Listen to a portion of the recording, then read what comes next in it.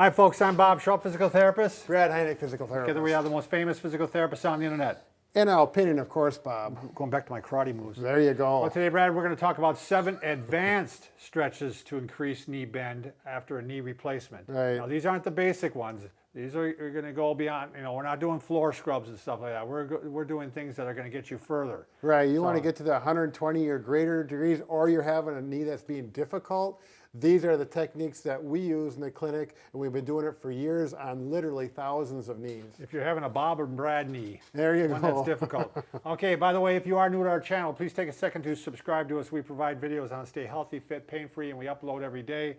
Subscription button here or here. And also, please head over to Facebook, and like us because we like to be liked. All right, Brad, should we start You off? do that very well, Bob. Thank you. I It's done appreciate very that. well. That means a lot coming from you. All right, let's talk about the first one, Brad. This is an advanced one. This is the knee glide. We're going to use this. This is a device for helping increase your knee flexion, and you can actually use it to increase your knee extension too, the straightening out. It works both but directions. we're just talking about flexion today, aren't we? So what's nice about this, Brad, I'm going to tell a story. I had a patient who we saw for actually quite a few weeks, and we were trying to increase your knee bend, and we couldn't get beyond 90 or 72 degrees. 72, which We just couldn't. Which So is not acceptable. about like that, isn't it? Maybe 72? Sure. And so Let's use the other lead. we didn't have the knee glide, so we started using the knee glide on her. This is actually, she came back, and we started using the knee glide on her, and we got her to 95. All right, so 72 is right there, Bob. Come back out. So that was where she was, and look where she got to, way up into here. And it's just, it was just so much easier to apply pressure to the knee without causing stress to the knee than it was what we normally were, the way we were doing it. Plus, we sent one of these home with her. Yeah. That didn't hurt either. And then she probably was more compliant to do it at home because Yeah. she knows she needs to use this. But the whole thing is it's got a plastic foot plate, and someone who designed it did a really nice job. They got some kind of like an aluminum rail, it must be, and they slide that back and forth, and there's just very little friction on it. Right, it's very little resistance. And also, if you're a little bit uncomfortable with the foot flat, you can also angle it up like this. And now you got a little bit of gravity working for you. Right. So what I like about this, Brad, is that you can actually start off. You're going to start off. You can go ahead and put your heel on the toe. Right. And you can start pushing it back. And then. So he's using his good leg to I'm help sorry. push. Normally you start this way, don't you? Right. Yeah. Normally you start your ankle to ankle is what you are. Right. And you're going to start pushing it back. And then it gets too far where this doesn't get effective anymore. Now you put your heel on the toe. Sure. And you go back even further. And for any therapists out there watching, what I really like about this device is, as a therapist, normally I would be out here, but I need to get out of the way so you can see. Let's say Bob gets to about 90 degrees, and he's as far as he can go. Well, as therapists, we always want to help a little bit to try and get that extra few degrees. I take my foot right here, my left foot, right on the device, and I can easily push in, and without much effort at all, and I have 2 free hands to measure with the goniometer to get that new record distance, which the patient always likes to go Always a little likes bit to see, yeah. So it's just really easy to do it without using your hands to push it back further. Exactly. You got a free hands. You can use your foot effectively. It's just a neat device. All right, the next one you can do. What is that called again? It's called the knee glide. Knee glide. We'll have it down below. We have our preferred products in our Amazon link. Just go into that because there's a couple products we're going to mention today, and you can see them there. This has only been out for less than a year, too. We know that. All right, so the next one, Brad, we're going to talk about is using a belt, your own belt, or a stretch-out strap. And what I like about the stretch-out strap, it's got multiple loops here, and these are really inexpensive. Right. So every 6 inches or so, there's a loop where you can use it for various things, which you'll see, mostly for handholds. Yeah. And so what you can do is you can take one of the loops and run it through like that. And now, depending on what kind of chair you're in, Brad, you can just go down through the loops here all the way around like this.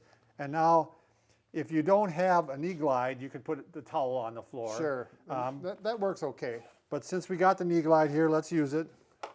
So now I can go ahead and pull back and give me a little extra pressure. Right.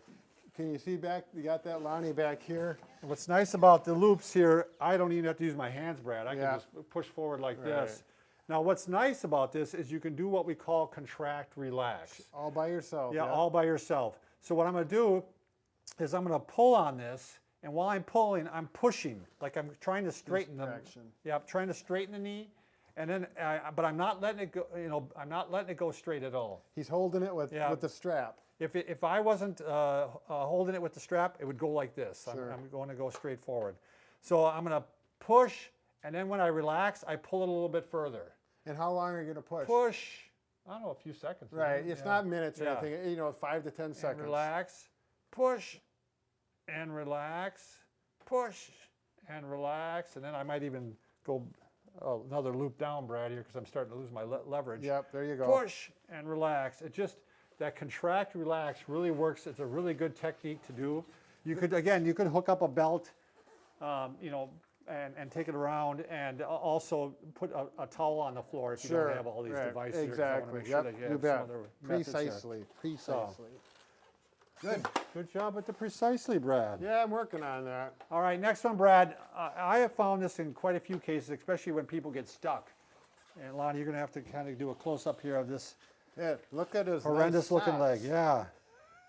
All right. Gargoyle. His famous Argyle. Argyle. Okay.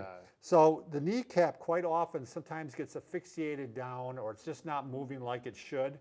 And if the kneecap is not tracking right or moving like it should, it's going to stop your knee bend from happening. Yeah, you have to remember, they cut this open and they take that kneecap and they flip it off to the side, upside down. Sometimes they even put a new surface on the bottom of the kneecap. One way or another, there's a lot of scar tissue that needs to heal, and it needs to heal properly. And if it gets in the way, this will help to break it up. And actually, that brings me to another one we can talk about, Brad. But so what you're going to do is you got to be very relaxed to do this. Right. Otherwise, it's just not going to work.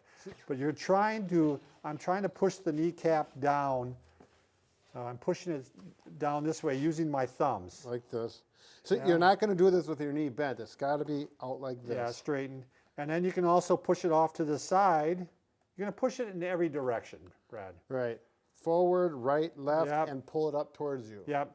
And that's just going to loosen it up so that it's going to move a lot better. And I have found with a few people, especially one surgeon, I don't know in particular, I don't know what he was doing, but with all of his patients, when we would work on this, we'd get another 10 degrees. I mean, it was just, it was the thing that was hindering it. I don't know why. So if you got a knee replacement from that particular surgeon, you're pretty depending that this was going to be part of the treatment plan? That's right. Okay. Now, another part is the scar tissue itself. Sometimes the scar tissue can get scarred down, and it can cause a little bit of pulling and pain. And now this one, we want to caution you though, this is one you wouldn't do until quite a few weeks. Yeah, that scar has to be healed. There's no openings. There's, exactly. you want to maybe okay it with your doctor first. Right. Say, can I work on my scar tissue? And so, what you're going to do is you're just going to go, if there's a scar here, you're going to work across the scar like this. You're rubbing across. Sometimes you rub it in different directions, Brad, but generally it's just going across like this. I've had really good luck with this when you get that ropey scar tissue, a lot of scar tissue, and that incision is just scarred right down. And usually after 2 or 3 days of doing this, it just it flattens the scar out too. Yeah, it does. If your scar is bumpy or whatever, this tends to help that too. So, all right, so you got 2 extra ones right there, Brad. We got gave you kind of a bonus one there. All right, next one, Brad, is the stairs. You want to get our stairs out? You want to show this one, Brad? Sure, I'm kind of lined up for it. So if you have a stairway at home and you need to have 2 handrails, okay, you could try it with 1, but I really recommend 2. And we don't have an official staircase, but you can see this represents the first step, the second step. These are going to represent the handrails. So you have to get a hold of the handrails so you're steady, and you put your knee up to whatever level is comfortable. You might only start at the first one, and then you just simply go in, and you can see the bend in that knee right there. I'm going to stretch till it stretches, stretch, ouch, it hurts a little bit, and then come back. Pressure on, pressure off. Now, there are some theories where they like to hold a stretch for 30 seconds straight. I usually don't do that because I don't have real good luck with my patients, but there are therapists that swear by it, and if you're if you have a therapist and they like that, fine, because Yeah, you can do a little bit of Yep. both too. You can do pressure on, Sure, pressure off, yep. and also. as long as I'm making progress, I continue with what's working. And then if it gets better, you can go to the top one, and you can see you can get quite a bit of a flexion in there. So when you're at that higher level and you really want to get to the maximum range, this works really well. You're not going to do this one a week afterward. It's going to No. be a few weeks after. This is one I've heard some patients mention. I haven't had patients do it, but some of them will sit on the stairs, Brad. Okay, yeah. And they'll sit on a higher stair, and then they'll try to work their way down, and you can see how the knee bends more with each one. Right. So that's just a kind of a Again, bonus one. if you're in your 70s or 80s and not real Mobile, yeah. that's obviously not. But they're doing these people in their 40s now. Right. I mean, it's Well, amazing. we've got someone that's working for us, Brad, that's going to get one in November. Sure. So she's in her no, she's in her 50s now. Yeah. She had Oh, her first, Lonnie, wait, Lonnie's supposed to throw us the ball. She was in her 40s on her first knee. Yeah, right? she was, yeah. Here we go. Brad, you want to show the ball? You fit on the ball better than I do. The beauty of the ball. Beauty of Bob. the ball. The beauty, and Let's I've been not doing. forget that. I've been using this with knee patients. I put them in the parallel bars so they have something to Oh, hold on yeah, to you on need both two sides. chairs, don't you? Yep. If you do this at home, if it works good with the patient in the parallel bars and they really like it, then oftentimes they'll get their own ball. They'll go down and spend $15, $20 on one downtown, and they'll put furniture in their house so they got something to hold on to. Normally, I would put it right here, but so you can see what's going on, I'm going to put it here. So very stable, something to hold on to with both hands. Make sure the ball's got enough air in it so you're not sinking too far down. And you plant, if this is my new knee, I'm going to pull it up like that. If this is as far as it bends, we rock into it, stretch and back. Stretch and back. You'll get a little bit farther each time, bouncing too, so you're getting at it from two different angles, horizontally and vertically. So that's a great, Sure. this one I find people either love it or they don't care for it. Sure. No in between usually, huh? Yeah, that's what it seems like. Okay, and let's grab the wheelchair, Brad. Bring that over. Oh, yes. Now you want to do that on the edge Yep. here? Want me to be in? Yep. So if you have a wheelchair available, this works out really good. I used it with a patient, I remember 20 years ago, Sure. and he had both knees done at the same time, and he used to call this our little torture thing that we do. But you go ahead and just put the foot up against there. I guess really I should put this one, do it on this one. Yeah, probably. All right, and what's nice about this is I'm in control. The patient's in control. And Exactly, they can right. Precisely. And they can gradually work on bending that knee further and further, and with using the wheels, the Right. large wheels here. With this hand control on the wheels, you've got a tremendous amount of leverage. Yeah. It doesn't take a lot of energy to put a fair amount of force on it. And again, you're in complete control. Well, then what we used to do, Brad, is we used to do this and then lock it, and even let it stretch for a little bit. Sure, yep. But again, I become more of a believer in the pressure on, pressure off, Brad. Sure. I mean, I seem to get a little more with that, but sometimes throw in a little bit of sustained stretch in there. Sure, yep. All right, Brad, the last one you were to show was up on the pickup truck, right? If somebody owns a pickup truck, a pick-me-up. I do have a number of people in the rural area that are farmers. Pickup trucks are really common. And what this patient, he discovered, he says, I just sit on the back of my pickup truck with the gate down, so there's a hollow spot underneath. And he would just take his knee and he'd start swinging it. And then he'd take his good leg and he'd push to get it more stretch. And he said it was so nice and relaxing. He could sit outside and walk. It was in the summertime, and then get that extra push, and he would just use it. And he came back I don't know, with maybe a gains. stable table in the house. I don't know what else would do work. I don't want people sitting on a table and breaking it. No. A pick-me-up truck. Yeah, that's what the tailgates are for on a pickup truck. Fold them down and use them for knee All right, replacement. we're way over time, Brad. So here, thanks everybody for coming and watching.